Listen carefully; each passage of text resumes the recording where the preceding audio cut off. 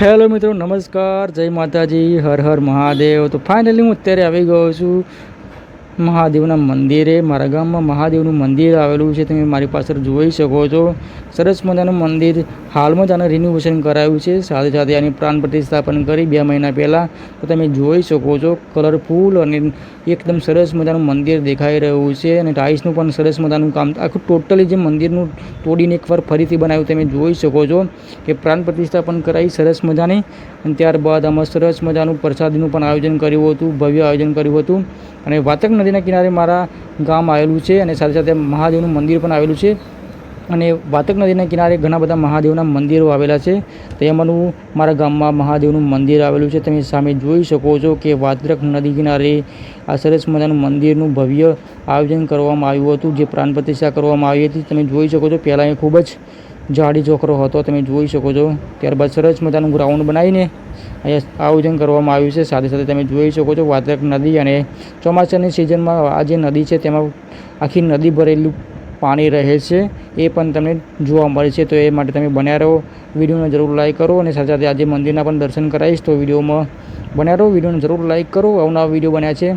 તો મિત્રો, આજે હું વોઇસ ઓવર કરી રહ્યો છું, કારણ કે ખૂબ જ પવન આવી રહ્યો છે, અવાજ નથી આવતો, એટલા માટે તમે સામે જોઈ શકો છો કે સરસ મજાનું ચોગન બનાવીને અહીંયા આયોજન કરવામાં આવ્યું હતું.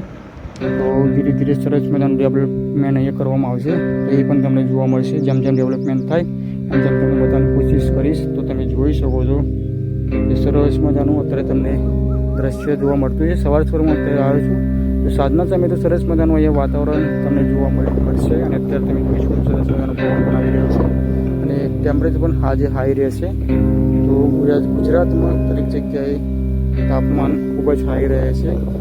જ્યારે પણ વરસાદ સ્ટાર્ટ થઈ જાય ત્યારે થોડુંક ઠંડુ થશે. આ મંદિર છે, તમે જોઈ શકો છો. તો દર સોમવારે આવું છું, તો આજે પણ દર્શન કરાવીશ. બને રહેજો વિડીયોમાં. ગોડાઉનમાં જે અનાજ એકત્ર કરવામાં આવે છે આખું તાલુકાનું, તમે જોઈ શકો છો.